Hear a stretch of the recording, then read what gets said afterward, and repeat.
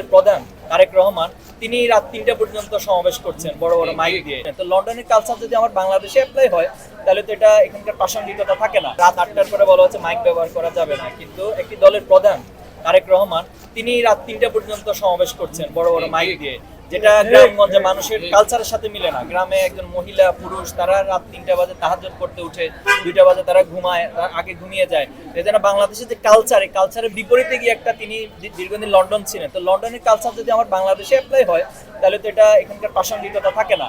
একদিকে তিনি আমাদের কালচার নষ্ট করছেন, আরেকদিকে তিনি নির্বাচন যে আচরণবিধি আছে সেটাও নষ্ট করছেন। কিন্তু এখন পর্যন্ত কোনো মিডিয়াতে নিয়ে আলাপও উঠে নাই এবং প্রশাসন থেকে এটা নিয়ে কোনো নির্দেশনা ওনাকে দেওয়া হয় নাই।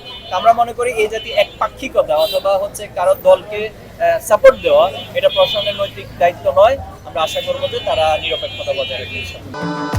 ভবিষ্যৎ হোক নিরাপদ, বিনিয়োগ হোক বিশ্বস্ত, আর আমার পছন্দ সল্ট বে। ওয়েলকাম টু সল্ট বে। যে দেখুন, শুধু নাসিরউদ্দিন পাটোয়ারি, নাসিরউদ্দিন ওনার উপর না, গতকাল আমাদের এনসিপির আদিবের উপর হামলা হয়েছে, এরপরে যশোরে হামলা হয়েছে, লালমনিরহাটে শুধু হামলা নয়, আমাদের নারীদেরকে হেজাব খোলার জন্য তাদেরকে চাপ দেওয়া হয়েছে, এক ধরনের ফোর্স করা হয়েছে।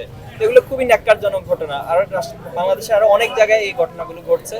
আমি ইতিমধ্যে বলেছি যে যারা এই কাজগুলো করছে তারা আসলে ভুল রাজনীতি করছে। এই ভুল রাজনীতি অতীত থেকে শিক্ষা নেবেন, আর যদি সেটা শিক্ষা না নেন তাহলে তাদের পরিণতি অতীতের মতোই হবে। আর প্রশাসন এক্ষেত্রে এখন পর্যন্ত কার্যকর কোনো ভূমিকা আমাদেরকে রাখতে পারেনি। ওনারা আমাদেরকে আশ্বস্ত করছেন, কিন্তু যে অ্যাকশন নেওয়া দরকার ওনাদের পক্ষ থেকে সেই অ্যাকশনগুলো এখনো দৃশ্যমান না।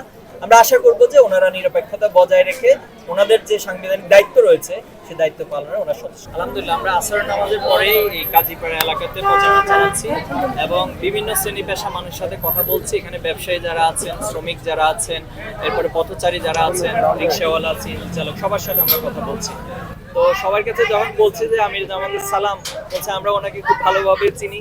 এরপর দাঁড়িপাল্লায় ভোট চাইলাম, ওরা বলছে এটা চাইতে হবে না, আমরা আগে সিদ্ধান্ত নিয়েছি দাঁড়িপাল্লায় ভোট দিব। ম্যাক্সিমামে আমাদেরকে এই ফিডব্যাক দিচ্ছে। আলহামদুলিল্লাহ, দাঁড়িপাল্লার পক্ষে যে একটা গণজোয়ার তৈরি হয়েছে, এটা আমাদের আজকের এই প্রচারণার অভিজ্ঞতা থেকে আমরা বলতে পারি।